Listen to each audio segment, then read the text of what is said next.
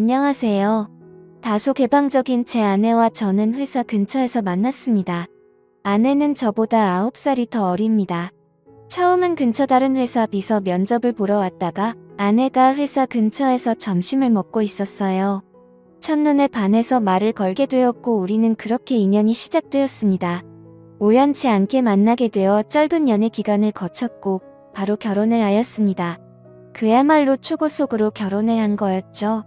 결혼할 때 장모님께서 요즘에는 10살 정도 차이 나는 커플들은 많이들 있기도 하고 잘들 사니까 크게 문제될 거라는 생각은 없다며 허락해 주셨어요.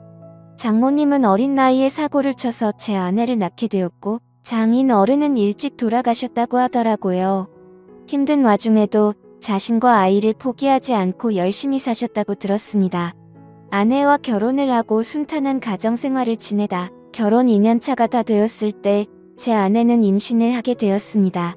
평소에도 엄마를 잘 따르던 아내는 신체적인 변화들이 생겨나자 그 이전보다도 더욱 많이 장모님을 찾았고 그로 인해 장모님께서는 집에 오시는 경우도 많이 잦아졌습니다. 저희 집과 장모님 댁은 대중교통을 이용하게 되면 가까운 거리여서 장모님은 이른 아침에 오셔서 제 저녁까지 챙겨주셨습니다. 저는 그렇게 해주시는 장모님을 보면서 늘 감사하고 미안했습니다. 하루하루를 지내던 어느 날 아내가 임신 5개월이 넘었을 때부터 우리 부부는 싸움이 잦아졌습니다. 저희 회사는 성인 용품업이라 일의 특성상 개방적이기도 하고 직원들도 옷차림이 추유로웠는데요.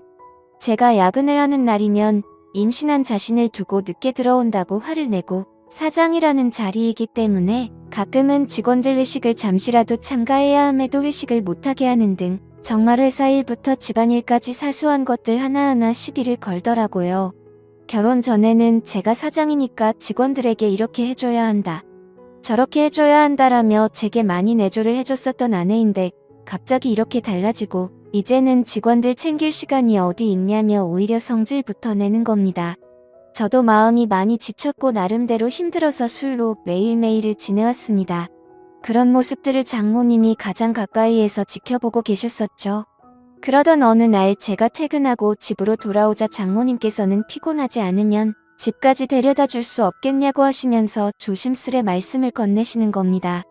동시에 제 아내에게 박서방을 데리고 가서 집에 무거운 물건들 위치를 좀 바꾼다고 말씀을 하시더라고요. 그리고 저녁 먹이고서 집으로 돌려보내겠다고 하시더군요. 아내는 알겠다며 올 때 아이스크림을 사오라고 했습니다. 짐을 옮기려고 장모님을 모시고 출발했습니다. 가는 도중에 장모님과 이런저런 이야기를 많이 했습니다. 저는 평소에도 장모님이 미혼모였다는 사실을 알게 된 후부터 아내를 바르게 잘 키우셨다는 생각에 존경스러웠습니다.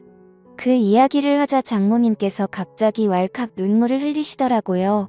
그러시면서 미혼모가 어떻게 되었는지에 대한 얘기들을 해주셨어요.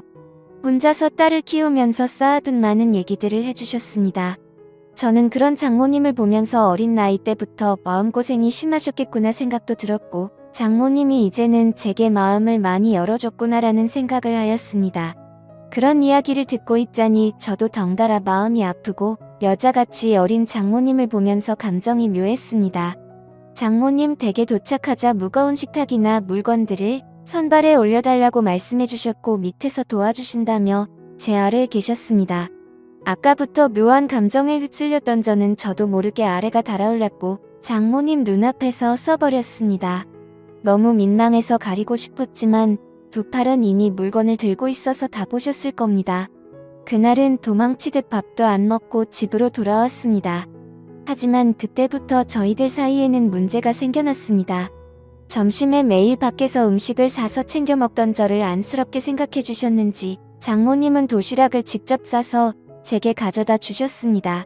제가 운영하는 회사는 저희 집과는 버스로 2정거장 정도 떨어져 있습니다. 처음에는 그런 장모님의 수고스러움에 부담스러운 마음도 있었지만 어느 순간부터는 장모님과 점점 더 가까워졌고 그런 일상들이 당연하게 여겨지더군요. 오늘은 무슨 반찬을 갖다 주실까라는 생각에 빠지는 날들이 점점 더 많아졌습니다.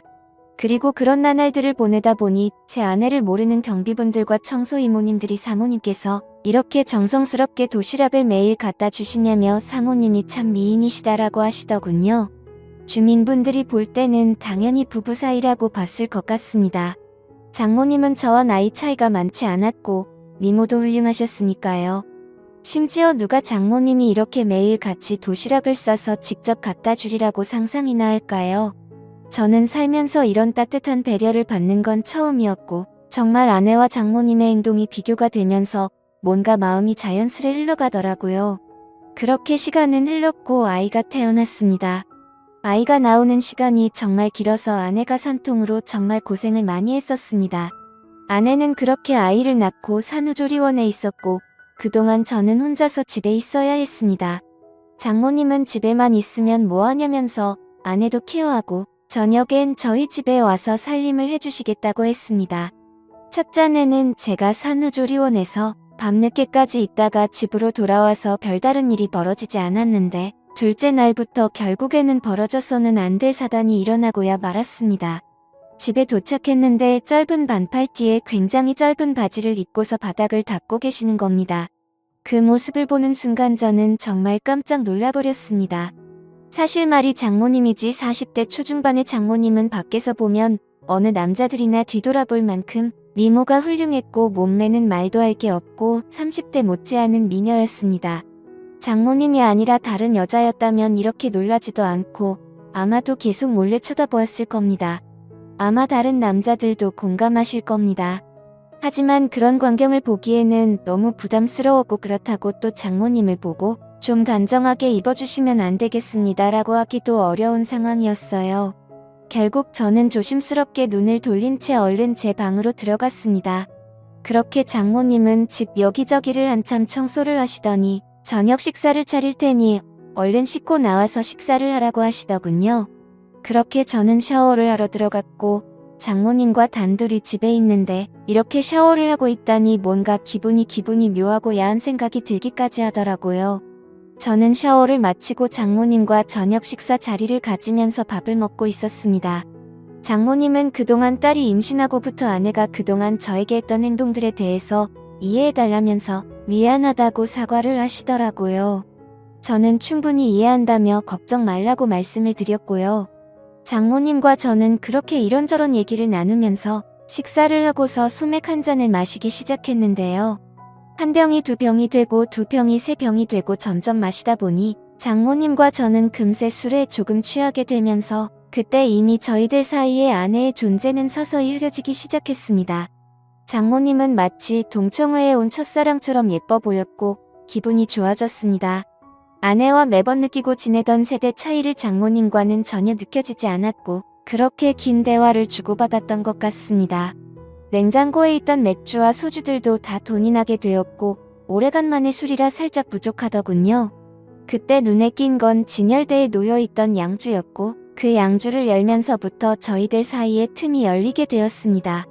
40대 초중반의 나이에 얼굴 몸매는 20대도 부럽지 않을 만큼의 장모님은 누가 봐도 관리를 잘했기에 그동안 오랫동안 참았단 제 욕구가 생겨나기 시작했습니다.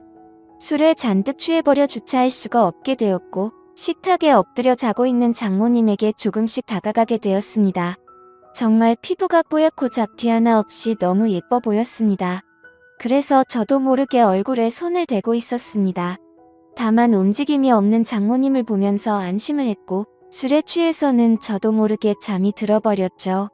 다음 날 기억을 더듬어 보면서 사위로서는 해서는 안 될 짓을 한 걸 깜짝 놀라면서 일어났습니다.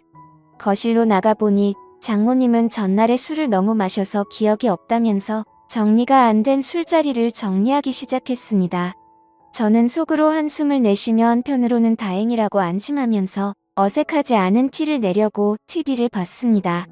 그날은 연휴기도 해서 집에 있었는데 장모님은 딸에게 다녀온다며 집 밖으로 나가셨습니다. 그래서 저는 조금은 편안해진 마음으로 더 쉬고 있었습니다. 그날은 어제 있었던 일로 인해 아내에게 죄책감에 차마 얼굴을 보러 갈 수가 없겠더군요. 그렇게 저는 반성을 하면서 집에서 있었고 시간은 자정이 다 되어갔습니다. 아무래도 장모님께서는 아내와 같이 있으려나 보다 하고서 잠자리에 들려고 방에서 누워있는데 문 여는 소리가 들리더니 장모님이 자정이 조금 넘어서 집으로 들어오시더군요.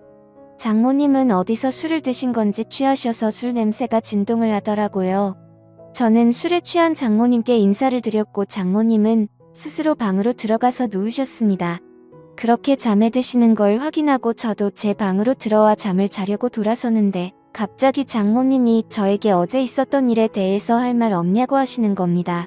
내가 어제 잠든지 알았냐며 어디서 내 얼굴에 손을 대느냐고 하더라고요. 저는 정말 깜짝 놀랐고 혹시라도 아내에게까지 말씀하신 건 아닐까 너무나도 놀랐습니다. 저는 장모님에게 다가가서 무릎 꿇고 빌었습니다. 그런데 장모님은 갑자기 돌변하시더니 이번 일은 돌이킬 수 없으니 아내에게는 절대로 비밀로 하자고 하시더군요. 그리고 이미 일은 벌어졌고 용서를 해줄 테니 술이나 한 잔 더 하자고 하시더군요. 그래서 저도 도저히 맨정신으로 버티기에는 감당이 되지 않았고 양주를 거의 원샷하다시피 마셨고 어제보다 더 많이 취했습니다. 저는 장모님에게 그동안 느꼈던 고마움과 감정들에 대해서 말씀을 드렸고 장모님은 자기 때문에 실수한 것 같다며 눈물을 보이시더라고요. 눈물을 닦아드리고 다독여드리다 보니 또다시 분위기가 묘해지면서 결국 장모님과 저는 넘어서는 안 될 선을 넘어버리게 되었습니다.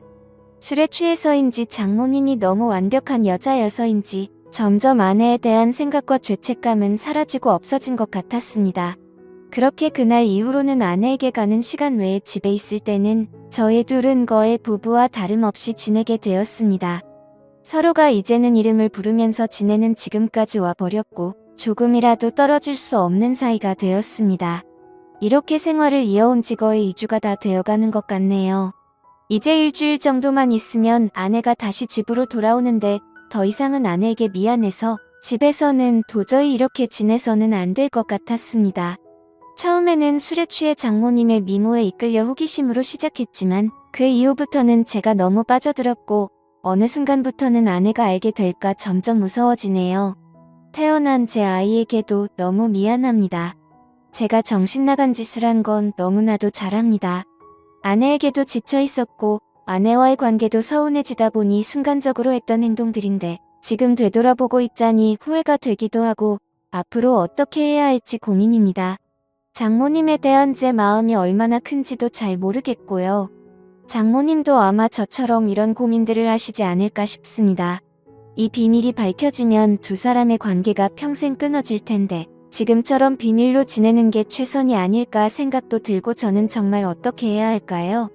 선명한 말씀 댓글로 남겨주시면 깊이 새겨 듣겠습니다. 오늘의 사연 여기까지입니다. 지금까지 읽어주신 모든 분들 감사합니다. 구독과 좋아요, 알림 설정 눌러주세요. 그럼 모두들 행복한 하루 보내세요.